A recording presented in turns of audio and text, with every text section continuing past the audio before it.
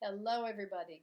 The first thing that I want to remind you of is one of the first things we did, and that was threading the needle. So I've chosen a needle with a pretty small eye, not too bad, and but I do want to use my needle threader because that way I don't have to fuss with it too much. And so I'm going to put that needle threader right through the eye of this needle. Sometimes it takes a few tries. There we go. Right through the eye of the needle.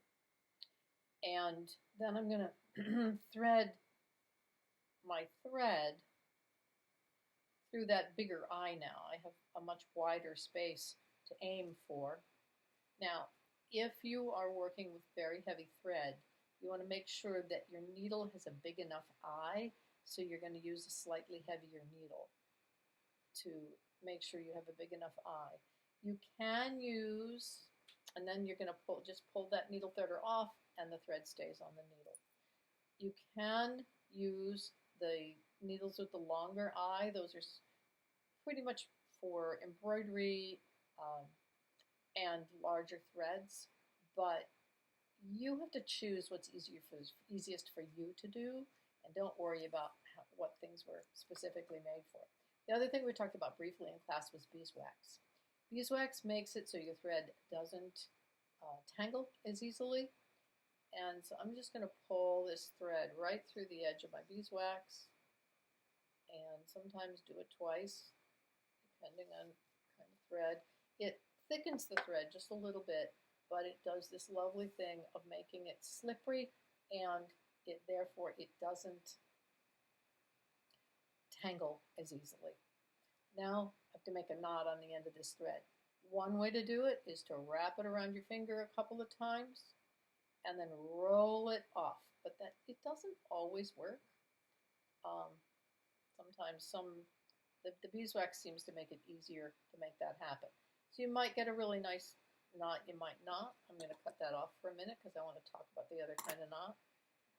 This was the one that I said one of my Korean students taught me, and I am just delighted to know it. So I'm going to put the tail of the thread. This is the longer edge. I'm only using one thread this time. If you have two threads that you're working with, then you'll have both of them there. And I'm going to pinch it between my thumb and first finger. Then I'm going to take my needle with the point up, run it along my thumb. So I've got all of it here, but the tail is down and the point is up. And here's my thread. It's threaded on my needle, and I'm going to wrap it 3, 4, maybe 5 times, depending on how big a knot you want.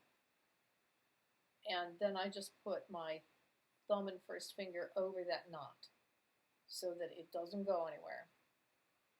It doesn't undo itself. And I'm going to pull that needle. I'm just going to pull it all the way through, pull the needle off, and there you have a nice tight little knot.